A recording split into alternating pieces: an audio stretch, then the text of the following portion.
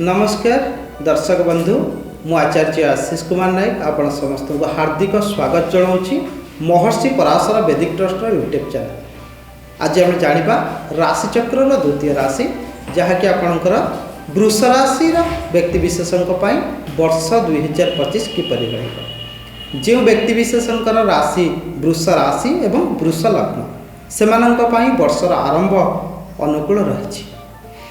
वर्षर आरंभ में शनि भगवान दशम स्थान में कुंभ राशि लग्नस्थ वृष राशि अच्छा देवगुरु बृहस्पति एवं से वक्र अवस्था रही एवं राशाधिपति होती शुक्र जे कि दशम स्थान में संचार करुँच। जो मानकर वृष राशि एवं वृष लग्न शुक्र एवं शनिकर संचार दशम स्थान में थिबा कारणरू कर्म स्थान में जहाँकि केन्द्र स्थान होता है एवं केन्द्र स्थान में एपरी एक सुंदर राजयोग आपण को अत्यंत शुभ परिस्थिति आड़क निश्चित नहीं जाए।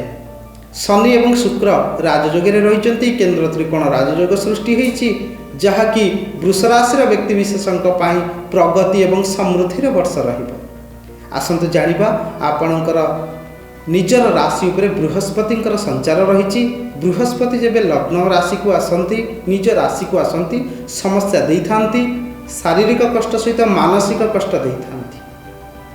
आपण कौन प्रकार सिचुएशन ने बा कौन प्रकार परिस्थिति भितर ये वर्षटी रे जो थे कि आपन को किसी मानसिक कष्ट एवं शारीरिक कष्ट मिल पारे किंतु वर्षर ठीक मझी अंशरे बृहस्पति राशि परिवर्तन रही।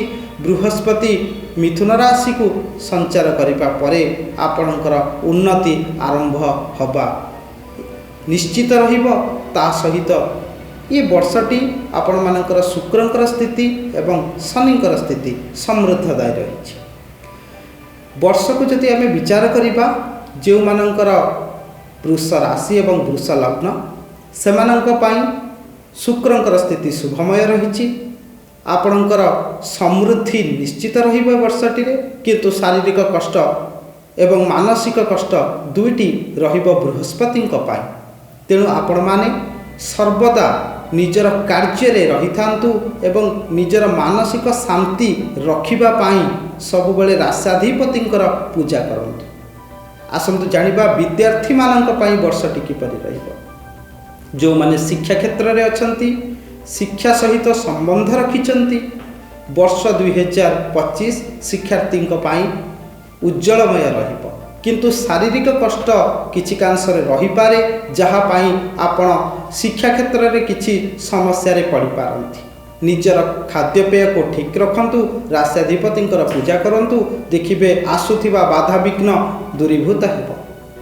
शिक्षा क्षेत्र में आपण को नूतन कौनसी इंस्टीट्यूट रे एडमिशन पाई जदि आपण चाहूचंती ये वर्ष आपण एक शुभ पदक्षेप नहीं पारिबे। आपण करिथिबा योजना हिसाब रे आपण शुभ फल प्राप्त करिबे। विद्यार्थी शिक्षा क्षेत्र भल रही उन्नति प्रगतिर वर्ष रहिबो। शिक्षा क्षेत्र को लेकिन जदि आम विचार करिबा शिक्षा स्थान अत्यंत शुभ फलदायी रही एवं बुध एवं रविंकर एक स्थिति बहुत भल रही। बुधादित्य राजयोग सृष्टि होउची ए वर्षर आरंभ में आपण मानक पई अनेक शुभ फल प्रदान करिबो शिक्षा क्षेत्र को नहीं। आसंतु जानिबा जो मानकर कर्म जीवन बा कर्मजीवी जो माने रहिचंती तांकर ए वर्ष 2025 किपरि रहिबो। कर्म क्षेत्र में व्यापक परिवर्तन योग रही। जदि आपण कौनसी कर्म क्षेत्र को आगु को जीवाई चाहूँगी जो माने किछि अनुष्ठान रे चाकरी करछंती निजर कर्म परिवर्तन करने चाहूँगी बा ट्रांसफर होगापाई चाहूँगी किंबा नूतन जॉब करने चाहूँगी वर्षर आरंभ आपण शुभ एवं समृद्धिदायक रहिबो।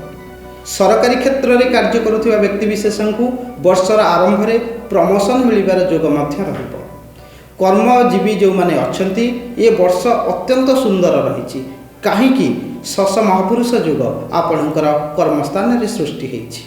व्यवसाय वाणिज्य उन्नति कर्म बा क्यारियर रे उन्नति अनेक मात्रा रे एक शुभ जोग शुभ संयोग प्रदान करुचंती शनि भगवान जहाँकि आपणकर लग्नाधिपति सहित जोड़ी होती बा एकत्र होती दशम स्थान में। तो शनिकर स्थिति बहुत भल रही ता सहित आपण मानकर कर्म जीवन मध्य उन्नति प्रगतिर वर्ष रहिबो। जो माने केमिकल सेक्टर रे काम करूचंती, पेट्रोलियम विभाग रे काम करूचंती, रोड कंस्ट्रक्शन रे काम करूचंती, होटल रेस्टोरेंट रे काम करूचंती, तांको पाई मध्य वर्षटी भल रहिछि। राहुंकर स्थिति मीन राशि रे एवं आपनकर एकादश स्थान रे रहिचंती। जो माने होटल रेस्टोरेंट इत्यादि रे निजर कार्य करूचंती बा व्यापार इत्यादि करूचंती, राहु तांको पाई समृद्धताई रहिबे। राहु आपनकु अचानक धन देई थांती, जोठी आपणकर धन पाइबार आशा न थाए से भली स्थानरू आपणको धन प्राप्ति करिबार जोग ए वर्षटी रे रहिछि। किंतु आपणको शारीरिक स्वास्थ्य पाई आपण निश्चित ध्यान देबे। कहा जाए लग्नस्थ बृहस्पति शारीरिक कष्ट मानसिक कष्ट प्रदान करथांती, तेणु ए वर्षटी रे आपणको किछि शारीरिक कष्ट आसी पारे, कारण शत्रु राशि रे बृहस्पतिंकर संचार रहिबो।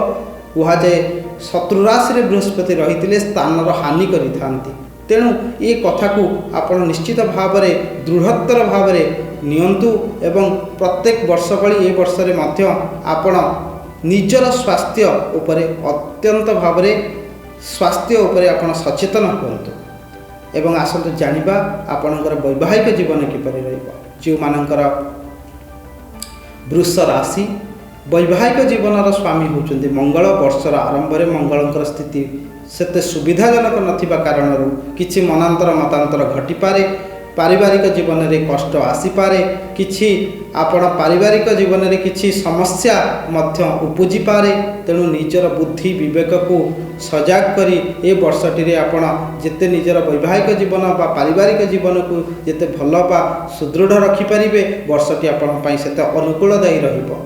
किंतु मंगलंकर स्थिति जून मास परठू एक सुंदर स्थिति को मंगल आसबे एवं शुभ स्थिति को मंगल आसबे, जो थरे कि आपणकर वैवाहिक जीवन एवं पारिवारिक जीवन में अनेक समृद्धि परिलक्षित है।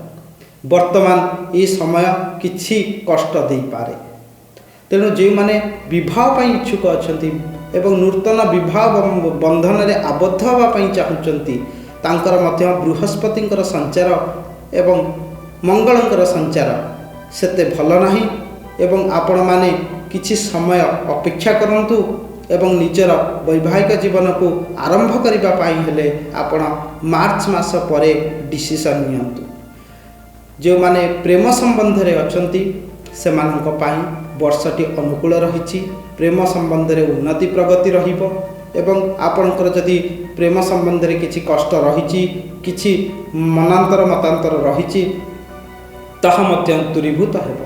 वर्षटी अनेक शुभफल प्रदान करने सहित आपण को मानसिक स्तर रे एवं आपण वैवाहिक जीवन को नहीं प्लानिंग करवा, आपण लव रिलेशन को मैरिज रिलेशन में कन्वर्ट करने एक मनोबल प्रदान कर, दृढ़ मनोबल प्रदान कर। ए वर्षटी रे यदि आपणकर व्यापार वाणिज्य को आम विचार करवा, वाणिज्य स्थान में राहु रही, शत्रु स्थान षष्ठ स्थान में केतुंकर संचार रही, तेणु आपणकर व्यापार बा बिजनेस पार्टनर सहित भल रिलेशन रखंतु। आय अधिक हो पारे, किंतु किछि कथा को नहीं पार्टनर सहित लड़े झगड़ा मनांतर मतांतर मध्य हो पाए। सप्तम स्थान मध्य पार्टनर स्थान होता है, तेणु षष्ठ स्थान और सप्तम स्थान दूषित होगा कारणरू किछि समस्या आसी पारे, मानसिक कष्ट रही पारे। तेणु निजर व्यापार रे साधुता अवलंबन करंतु, ताहा सहित निजर पार्टनर सहित लड़े झगड़ा इत्यादि करंतु नाही एवं शांत मन रे निजर डिसीजन नियंतु। आउ प्रथम कथा बृहस्पतिंकर संचार द्वितीय स्थान को आसीबो, मिथुन राशि को आसीबो, से समय रे आपण फाइनेंशियली आपण बहुत स्ट्रांग हो जिवे। जो माने लोन इत्यादि रे रहिचंती, फाइनेंशियल क्राइसिस रे रहिचंती, ए वर्षर मझी अंश रे आपण को फाइनेंशियली स्टेबिलिटी मिलबा आरंभ हो जिवो। ए वर्षटी वृष राशि व्यक्ति विशेषज्ञ पाई सुख एवं समृद्धमय वर्ष रहिबो। तांकर क्यारियर रे, शिक्षा क्षेत्र रे एवं वैवाहिक जीवन रे मध्य किछि कांश रे समस्या थिले मध्य वर्षर मध्य एवं शेष अंश रे सुफल निश्चित भाव में प्राप्त हेबो। आय स्थान भल रही, आपण आय स्थान जेहेतु राहुंक द्वारा कंट्रोल होता है एवं आयर अधिपति निजे बृहस्पति वक्र अछंती किंतु बृहस्पति राशि परिवर्तन करी मिथुन राशि को मध्य संचार करुचंती जहाँकि उत्तम फल प्रदान करेंगे। आपणकर आयर वृद्धि होगा सहित मानसिक शांति मध्य मिलिबो बृहस्पतिंकर संचार रे कारण बृहस्पति वर्तमान लग्न स्थान रे अछंती जहाँकि आपन मानसिक कष्ट शारीरिक कष्ट प्रदान करुचंती। तेणु वृष राशि व्यक्ति विशेषों ये वर्षर मझी अंशर शेष अंश पर्यंत अनेक शुभ फल मिल। तेणु राश्याधिपति शुक्र होउचंती आपणकर जातक इष्ट एवं राश्याधिपति पूजा माँ लक्ष्मी पूजा करंतु माँ लक्ष्मी पाखे प्रसाद चढ़ातु शुक्रंकर बीज मंत्र जप करंतु एवं ताहा सहित बृहस्पति गायत्री मंत्र मध्य जप करंतु अनेक शुभ फल आपको देवी माँ प्रदान करिवे। आपणकर जहाँ समस्या लगी रही ताहा मध्य दूरीभूत हेब।